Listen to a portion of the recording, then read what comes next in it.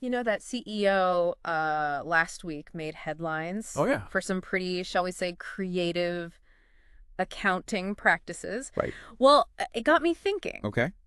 Are there ever times when might makes right? Mhm. You know, when the person with the most power, Right. money, or influence gets to kind of dictate what's right, Yeah. even if it seems a little shady to the rest of us. Yeah, for sure. So that's what this deep dive is all about. Might makes, right? Okay. We've got philosophy, we've got history, we've even got some current events. Interesting. We're going to see if this idea is just a relic of the past Mm-hmm. or if it's still shaping our world. I see. And maybe, just maybe, Right. we'll uncover what we can do about it, if anything. Right. I mean, have you ever felt like you were on the losing end of a power struggle where fairness just took a backseat? Oh, yeah, all the time. Yeah, me too. Absolutely. All right, so let's dive into might makes, right? Okay, let's dive in. So this idea isn't new, right? No, it's not. It's not some recent phenomenon. No, it's not at all. Where do our sources take us back to? Well, they take us all the way back Okay. to ancient Greece Wow. with the Sophists. Hmm. A thinker named Thrasymachus Okay. argued that justice Ooh. boils down to whatever the strongest person or group Huh. decides it is. So it's all about power dynamics. Exactly. It's almost like they were looking at the world and saying, hey, the strong do what they can, Sure. and the weak suffer what they must.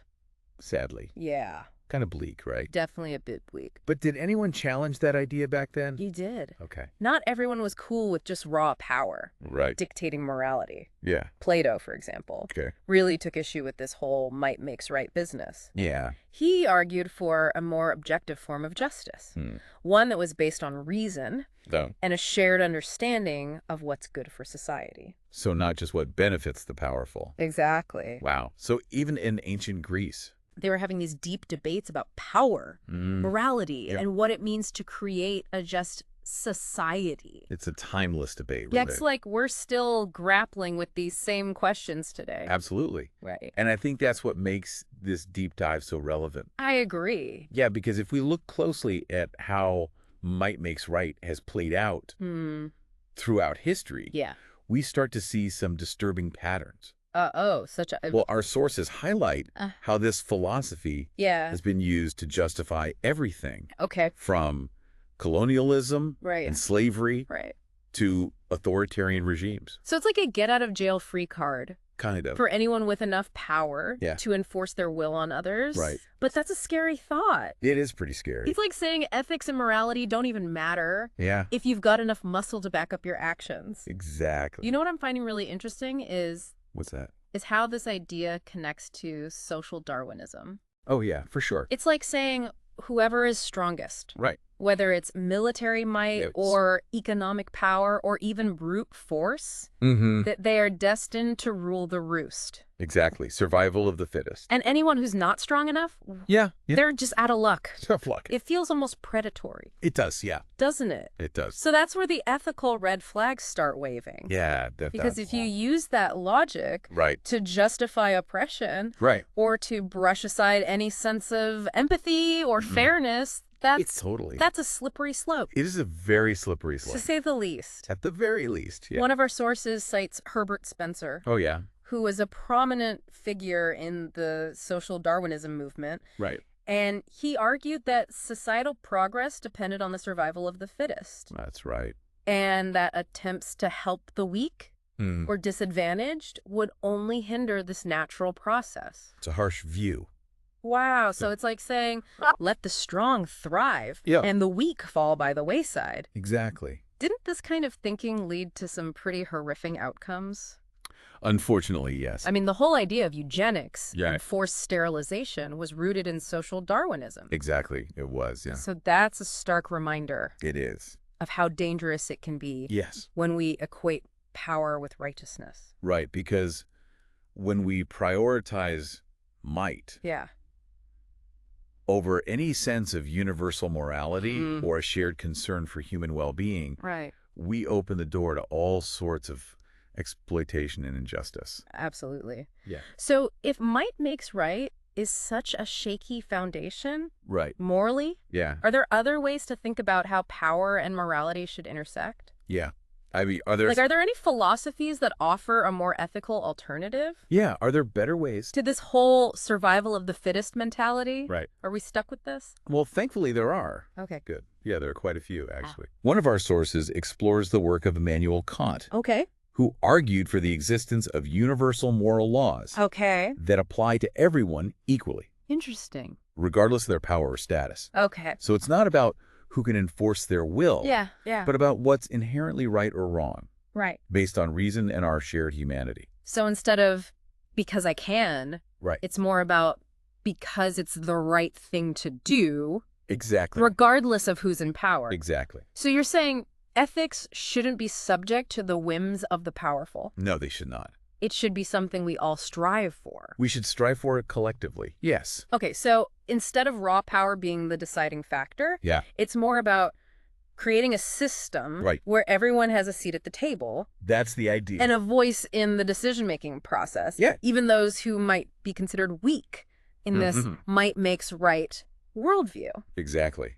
That's interesting. It is. And what's fascinating Yeah. is that our sources highlight the importance of empathy Okay. and altruism as key counterpoints to this whole might makes right mentality. So it's about recognizing that just because you can do something Yeah. doesn't mean you should. Doesn't mean you should at all. Sometimes the most ethical path involves considering the needs and the perspectives of those who might be less powerful, Absolutely. even if it means maybe sacrificing some of your own advantages. That's right. So we've explored this idea of might makes right We have. from its ancient roots to its connections with social Darwinism. Yes. We've seen how it can be used to justify Yeah. all sorts of questionable actions, Definitely. how it can lead to a world where power trumps any sense of fairness Absolutely. or shared morality. Right. But we've also uncovered some alternative philosophies Yes. that suggest there's a better way, A better way. a way where ethics and concern for the well-being of all, not just the powerful, take center stage. Now, you might be thinking, okay, Yeah. that's all well and good in theory, Right. but how does this might makes right stuff actually play out Yeah. in the real world, Good question. like in my everyday life? Right. How does it affect us? Well, get ready to have your mind blown. Okay. Because in the next part of our deck dive, Right. we're going to explore some real-world examples of how this philosophy Interesting. is still very much alive and kicking in the 21st century. Can't wait. And trust me, some of these examples might hit a little closer to home than you think. Okay. So as we were saying, might makes right might seem like something out of a history book, Yeah. but it's actually woven into the fabric of our modern world Interesting. in some pretty surprising ways. So where are we seeing this play out most prominently today? Well, one of the most glaring examples is in the realm of authoritarian regimes. Okay. We've seen a disturbing trend of leaders consolidating power, suppressing dissent, and basically ruling with an iron fist. Yeah. Think about countries Okay. where freedom of speech is restricted, Right. elections are manipulated, Okay. and any opposition is swiftly silenced. It's like they're saying we have the power, Exactly. so we get to decide what's right. Right. And anyone who disagrees faces the consequences. Pretty much. That's a chilling thought. It is a chilling thought. And it's not just happening in far-off countries, is it? No, it's not. We've seen glimpses of this kind of power grab even in democratic societies. Absolutely. And that brings us to another area where might makes right can be dangerous. Okay. Corporate exploitation. Right. Our sources talk about how powerful corporations can use their vast economic and political clout to exploit workers, manipulate markets, and even influence legislation. It's like a modern-day David and Goliath scenario. Oh, that's interesting you mentioned David and Goliath. Really? Because one of our sources talks about how big tech companies are using algorithms and data Yes. to shape our online experiences. It's true. They have so much power. It's like they have power over what we see, what we read, Yeah. even what we think. It can feel pretty unsettling. It does. It feels a little unsettling. It's like, who's really in control? That's the question. Right. It is a valid concern. It is. And I think it speaks to a broader issue of how power dynamics are playing out in this digital age. Yeah, because when profit becomes the primary motive, Yes. ethical considerations often take a back seat. They do, unfortunately. We see this in cases of environmental damage. worker exploitation in developing countries, Right. even the spread of misinformation online. Absolutely. So it's a situation where might, in the form of economic and technological power, Yes. often trumps, right? It often does. And it's not just corporations. No, it's not. Our sources point out that this might makes right dynamic can show up in our personal lives. Right. Our social interactions. In our everyday lives. Think about bullying. Yeah. Where someone asserts their dominance through intimidation or aggression. Right. Or consider systems of inequality. Yeah. Where access to resources and opportunities is often determined by factors like race, gender, or socioeconomic status. Absolutely. It's like this philosophy has seeped into the very fabric of our society. It has. Creating these power imbalances that can be hard to even recognize, let alone challenge. It's true. And what's so insidious about this is how these power imbalances become so ingrained in our culture that we barely even notice them. We just kind of accept it as the norm. Exactly. That certain groups hold more power than others. Yeah. And that power differential is used to justify all sorts of inequities. Exactly. It's a self-perpetuating cycle. Right. Where might continually reinforces its own rightness. It's like that saying, privilege is invisible to those who have it. It really is. So if we're surrounded by these examples of might mix, right? From global politics to our personal relationships. Yeah. How do we even begin to push back against this deeply embedded philosophy? It's a big question. Where do we find hope for a more just and ethical world? Right. It feels a little overwhelming. It can feel overwhelming. Like, where do we even start? I understand that feeling. Yeah. It's easy to feel powerless. Right. When you're confronted with such entrenched systems of power. Yeah. But here's the thing. Okay.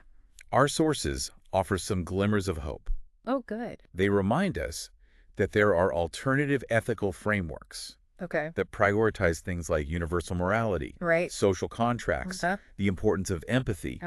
These ideas provide a foundation for challenging this notion that might automatically equals right. It's like a blueprint for building a more just and equitable society. So instead of just accepting that whoever has the most power gets to call the shots. We can actively promote these alternative philosophies. Exactly. That emphasize fairness. Yeah. Compassion and a sense of shared humanity. That's right. It's like saying we don't have to play by these old, outdated rules. Yeah. We can create new ones. I like that. Yeah. And it starts by recognizing how might makes right is manifesting in our own lives. Yeah, and the systems around us. Are we contributing to these power imbalances through our actions or inactions? It's a good question to ask ourselves. Are we speaking up against injustice when we see it? Even when it feels uncomfortable or risky. Yeah, it's about taking personal responsibility for dismantling these harmful power structures. Absolutely. So it's not about hoping someone else will fix it. No. It's about each of us looking in the mirror and saying, what am I doing to perpetuate these power imbalances? Right. And what can I do to challenge them? That's the question. But it's not all on individuals, is it? No, it's not. I mean, we can't dismantle these systems of power and inequality on our own. You're absolutely right. There's got to be a role for collective action. Yes, there is. Right. Individual awareness is crucial. Okay. But it needs to be coupled with collective action. I see what you mean. We need to join forces with others who share our values, organize, advocate for policy changes, and hold those in power accountable. Hold them accountable. For their actions. Okay. It's about building movements that prioritize justice, fairness, and the well-being of all. Right. Not just those at the top. Not just the ones at the top of the power pyramid. Exactly. So tackling this might makes right mentality is a multi-pronged approach. It is. Yeah, it sounds like. Yeah. We need to be aware of how it manifests in our own lives, challenge those power imbalances, and work collectively to create a more just and equitable world. It's like a three-legged stool, individual awareness, collective action, and a commitment to ethical alternatives. All works together. All working together to create a more balanced and just society. That's the goal. But, you know, let's get real for a second. Okay. It can feel pretty daunting. I mean, how much impact can one person really have against these massive systems of power? It's a valid question. It's easy to feel like our efforts are just a drop in the ocean. Yeah. So how do we stay motivated and hopeful when the challenges seem so immense? That's the challenge. Well, I hear you. It's easy to feel overwhelmed, right? Yeah. Like you're just one person trying to shift a mountain. Yeah. But think about it this way. History's full of examples where these small acts of resistance, when multiplied across a community, a nation, even the world, have created waves of change. Wow. That toppled those mountains. I like that. So it's not about expecting to single-handedly change everything overnight. Right. It's more about doing what we can where we are. Exactly. To kind of chip away at this idea that might makes. Right? Chip away at it one step at a time. Okay, but what does that actually look like? Yeah, what are some tangible steps? Right. Well, it starts with being mindful of the choices we make every day. Okay. Are we supporting businesses that align with our values? Mm-hmm. Are we using our voices to advocate for policies that promote fairness and equality? Right. Are we having those tough conversations with friends and family who might be clinging to this might makes right mentality? So it's about recognizing that change starts with us. It does. In those small decisions we make each day. In our everyday lives, yeah. It's like a ripple effect. It is like a ripple effect. Our individual actions, no matter how small they seem, can create ripples that spread outward and influence others and contribute to a larger wave of change. That's pretty empowering. It is empowering. It's like we're not powerless in the face of these massive systems. We're not. We have agency. We do. We have a voice. We do. And we can use them to make a difference. To make a difference. Yeah, absolutely. But change doesn't always happen in a straight line. No, it doesn't. Right. There will be setbacks. Yeah. There will be moments of frustration. Of course. But it's crucial to stay engaged. Okay. Keep those conversations going. Yeah. Never lose sight of the world we want to create. I like that. So it's like planting a seed. You nurture it. Water. Give it sunlight. Give it sunlight. And even though you can't see the growth happening underground, you trust that with time, it will blossom. You trust the process. Yeah, trust the process. Yeah. So as we wrap up our deep dive into this whole philosophy of might makes, right? Right.